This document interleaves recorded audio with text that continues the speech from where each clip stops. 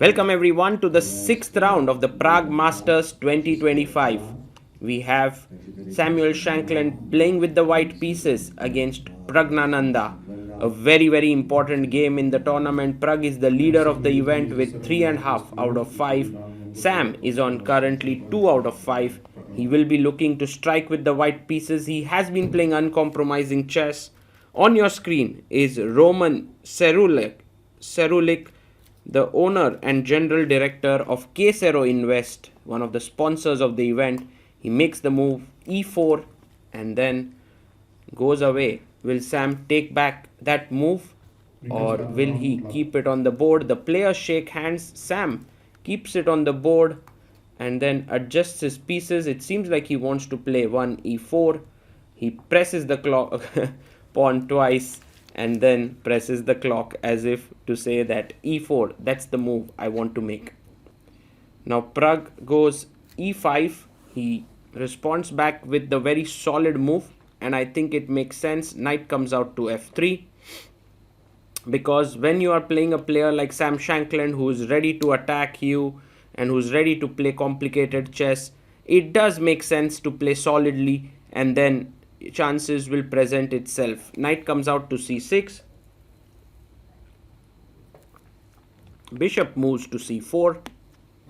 We have the Italian bishop c5 by Praggnanandhaa.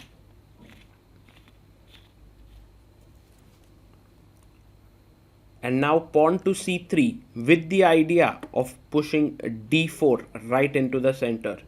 Now mainly knight f6 is played, but Prague plays the move d6, which is supposedly not the best, because white can just go d4 now and he would have a strong center. But Sam goes d3. He decides that it's no point taking on a player who is well prepared in a specific opening on that given day. Might as well go for something more solid. h6 played by Prague. He's keeping his knight on g8 still flexible. Knight comes out to d2.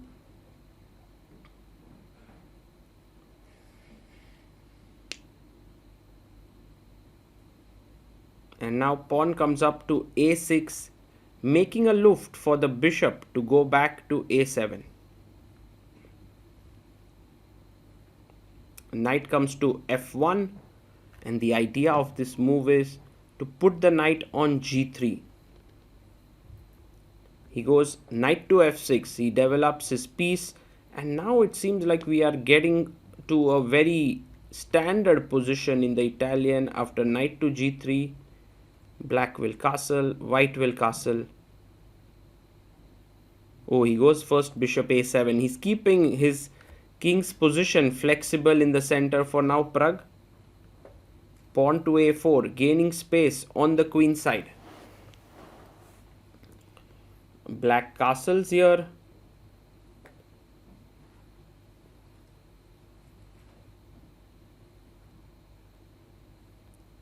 And white also castles it out.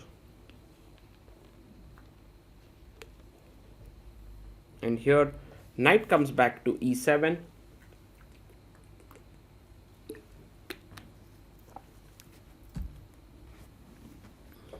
Bishop comes back to b3. So the bishop drops back. And now knight to g6 played. It's a very symmetrical position, but with the difference that now white breaks in the center with d4. And this is exciting because now Prague goes to g4 and pins the knight. And he tells black that, white, that your d4 pawn is under pressure. But Sam doesn't care. He just pushes the bishop away. Prague takes the knight. And of course you want to take with the queen, not with the pawn. Yeah, queen takes f3. And now the central pawn on d4 is hanging. But is this all part of a plan? Yes, e takes d4.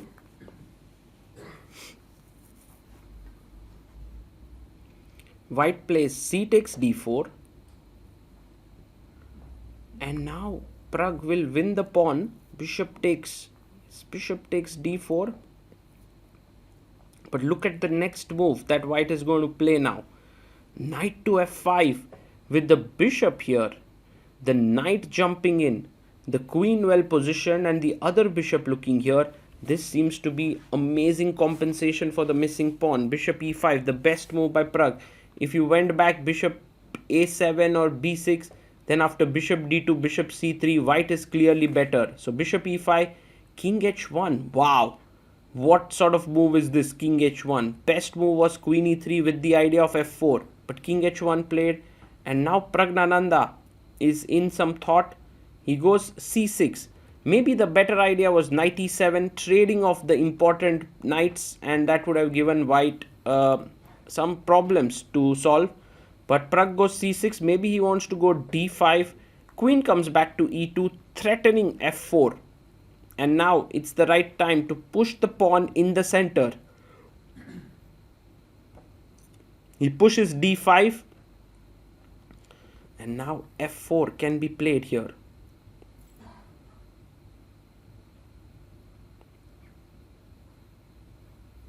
And that's exactly what white plays. f4 on the board with the idea of e5 coming up. Bishop goes back to c7. And now e5 is white just trying to steamroll black here. Steamroll black. Well, let's see. I think the best move is to go knight e4 right into the center of the board. Pragg plays it. Knight comes to e4. And now bishop c2 attacking the knight. The game is getting very sharp. Will Sam play that? You see him adjusting himself in the chair. He comes bishop c2. Now there's no way that you're going to go back with your knight to c5, because then queen g4, bishop e3. That's a full-fledged attack. So very important now to go knight e7, offering a trade of knights. Now Sam can take here, and I think that should be equal. But he first takes on e4. So pawn takes, very likely, and then queen takes e4, and then it's an equal position for sure. But let's see what white does. Maybe white can even take here on e7. And Sam plays the very shocking move and stunning move, knight takes h6. And look at the times on the clock. Pragg has 29 minutes, and when he takes it instantly. But now f5, wow, threatening f6. Maybe the best move for black is to play f6, but not at all easy.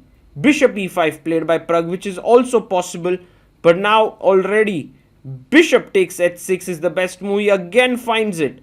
So you will see that while Sam is making his move confidently, Pragg is thinking a lot. He's down to 17 minutes. Bishop h6 played. Threat is check and queen h5, putting black under a lot of pressure. Queen d6, the best move in the position, found here by Pragg. Queen d6 played. And now queen g4 check is the idea. Yes, queen g4 check played, and you have to play king h7. White is in the driver's seat right now. So king h7 played, and now the best move is to take the rook simply. Shankland takes it, bishop takes on f8. Rook takes on f8, and now the best move here is to first check. It's very important to give this check, because if you play a move like rook a d1, then just knight d5 and black is doing very well. But check, king g7, he plays the king here, and now you can take a draw here, queen g5. Okay, king h8 doesn't work because of f6. That's game over. So king has to go to h7. And the point being that now if f6, then there's knight g6. He does play it anyway. f6 on the board. Wow. Amazing play here by Sam. Knight g6. He's better here. The best way to continue is rook a d1, force queen e6, and then rook d1 attacking here. But he goes directly rook d1, and that's a mistake. It's a very subtle one, because now the queen is looking at the f4 square and black can play it. So deflecting the queen was important from d6, and finds it. Pragg plays bishop f4, a very strong move, and check to the king.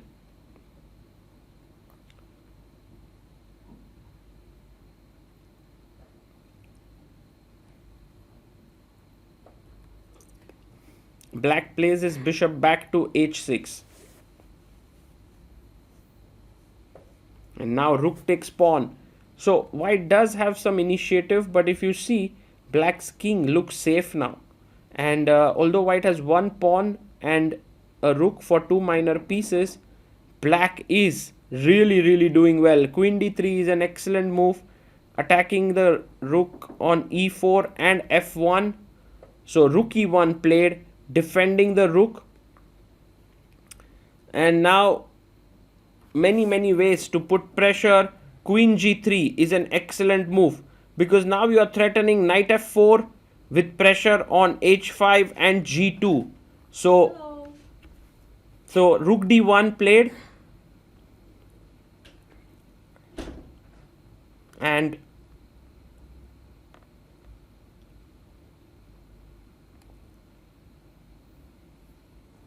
plays queen to f2. The queen moves in on the f2 square, threatening knight f4, attacking the queen and the pawn. The queen comes back to e2.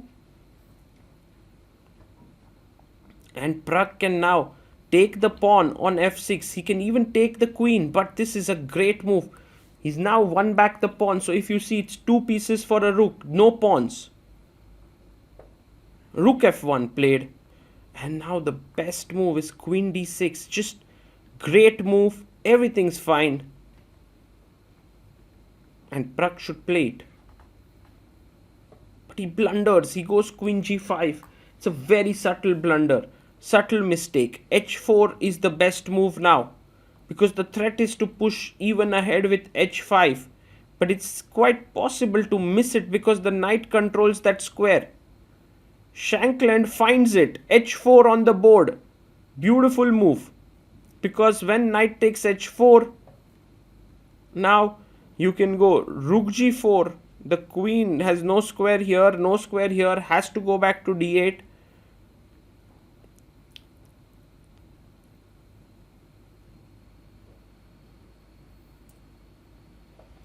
And then rook d1, attacking the queen.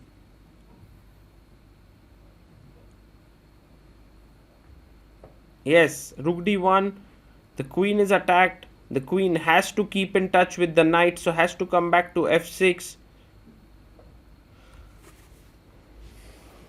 And while the players have reached 40 moves and have got 30 extra minutes, it's quite clear that both of them have to agree to a draw. White can in no way continue this position. Queen d8.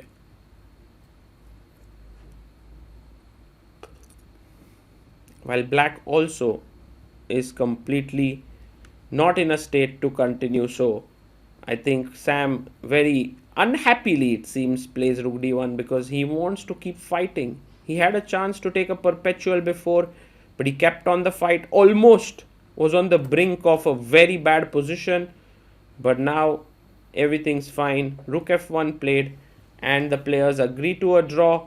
What a game this was by both the players. Sam sacrificing a piece, showing great character there, almost getting an advantage, but then Pragg turning it around and getting a huge edge only to make a mistake and give it away in one move. But the players analyze with each other, and that's always wonderful to see. For now, Pragg keeps his lead in the tournament along with Arvind Chidambaram, and he will be looking to do well in his next round encounter with Wei, the top seed of the event. But for now, this is Sagar Shah signing off.